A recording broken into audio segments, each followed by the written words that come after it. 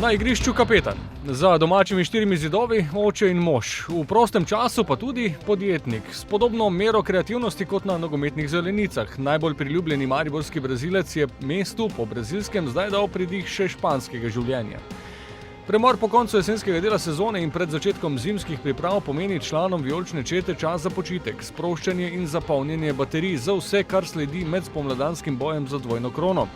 Marcos Tavares pa je proste trenutke izkoristil tudi za uresničitev poslovne želje in luč sveta je zagledal njegov zanimiv projekt. Mariborsko mestno središče je dobilo novo pridobitev pomenljivega imena, restavracijo Tapas by Tavares. Jaz pa moja žena želimo po karieri stati v Maribor in danes odpiramo Tapas bar, ker vemo, dosti ljudi v Sloveniji potuje iz Španije in ima rade španska hrana. Zdaj pripeljamo iz Španije tu v Maribor. Ob svečani otvoritvi se je kapetan preizkusil tudi v kuhinji, vendar je takoj priznal, da se bolje znajde na igrišču kot v kuhinji. Moj dar, moje kvalitete v noge, ne v roke.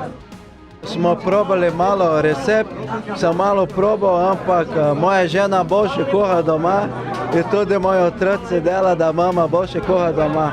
Ampak imamo Emilio, ki je kuhar, naš kuhar, on je prav Španec in zato imamo dobra hrana tu v Mariboru.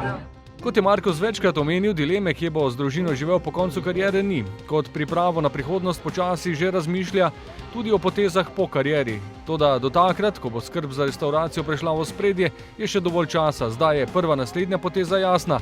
Kapetan bo storil vse, da lahko v drugo leto na pripravi treniram dobro, da lahko mi drugo leto bi prvak.